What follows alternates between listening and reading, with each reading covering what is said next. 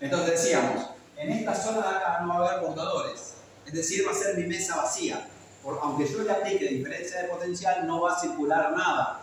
Porque no va a haber nada. ¿Sí? Esta zona de acá la llamamos zona de deflexión. Vamos a ponerlo así. Zona de deflexión. Zona de deflexión. Es una zona completamente vacía. No hay nada. Entonces, cuando ponemos la pila en mi polarización directa, esto es directa,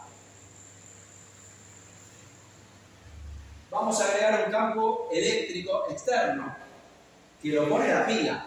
Y ese campo eléctrico va a venir para acá. Yo lo dibujo afuera, pero en realidad está dentro del semiconductor, ¿no? El campo eléctrico está en todos lados. El campo eléctrico externo, ¿a ustedes qué les parece?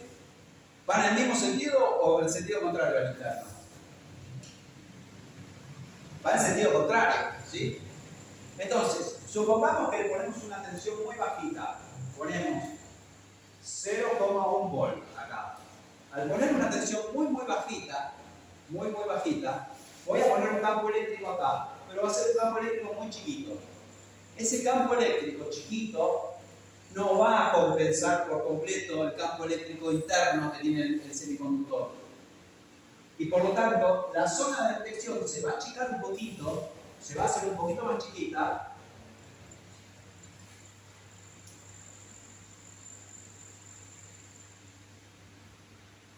Pero va a seguir un campo neto ahí adentro.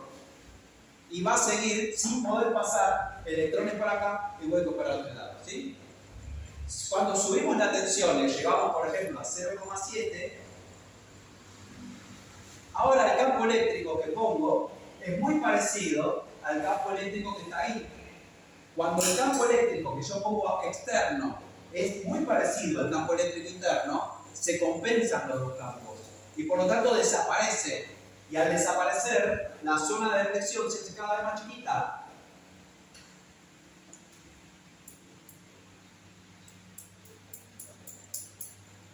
Los huecos van a llegar más acá y los electrones más acá. Entonces, imagínense que yo tengo una mesa con una pequeña rampa. Si esa rampa es muy chiquitita y yo estoy moviendo bolitas acá, van a pasar como nada, ¿sí? Si esa rampa es muy grande, no van a pasar. Bueno, en este caso, cuando yo pongo la polarización directa en 0,7, la rampa esa se hace tan chiquitita, que prácticamente pueden pasar. Cuando un hueco pasa para acá o un electrón pasa para acá, lo que sucede es que se recombinan, o sea, desaparece tanto el electrón como el hueco, como pasaba antes, pero no aumenta el campo. ¿Por qué no aumenta el campo? Y porque el campo está muy chiquito, impuesto por el campo externo de la pila.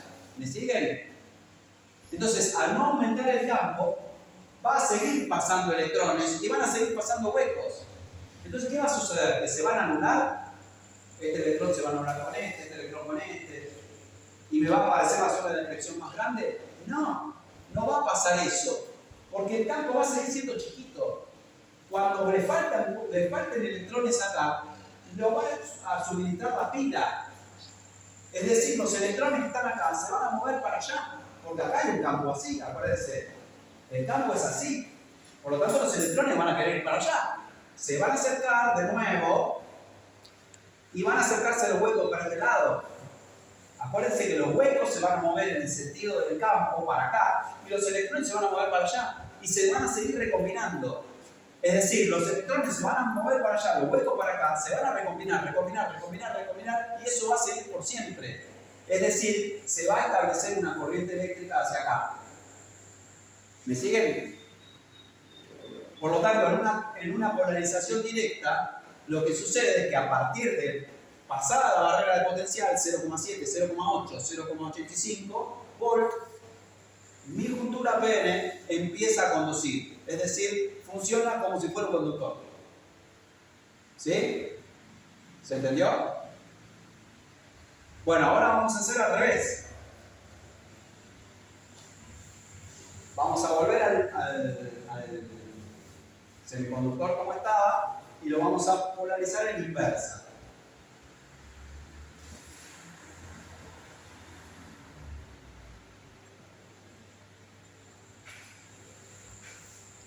Lo vamos a hacer una polarización inversa.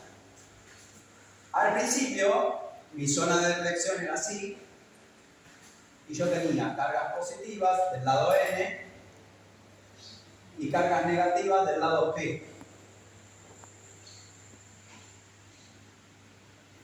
Y tenía un campo eléctrico interno que apuntaba hacia allá. ¿Sí?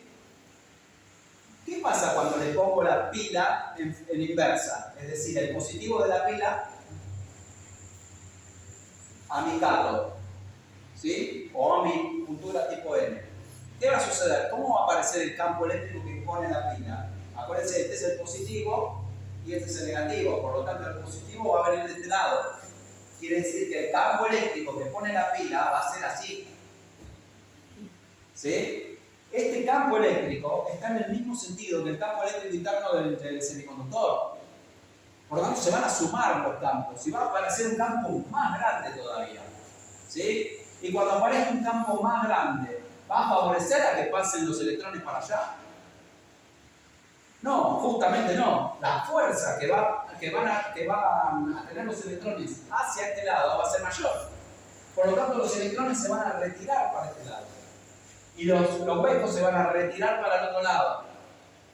Porque acuérdense que si el campo viene así, viene para acá, los huecos van a sentir una fuerza hacia allá. Y por lo tanto la zona de inflexión se va a agrandar, se van a repeler, se van a ir para los bordes.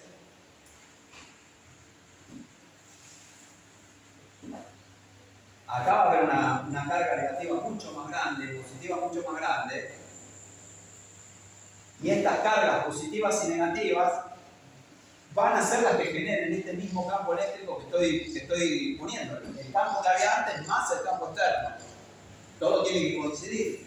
Entonces, acá se nota que la zona de fricción es más grande, la cantidad de carga de este lado es más grande que antes, y por lo tanto el campo eléctrico es más grande, que es lo real, porque lo puso la pila el campo eléctrico. ¿Sí?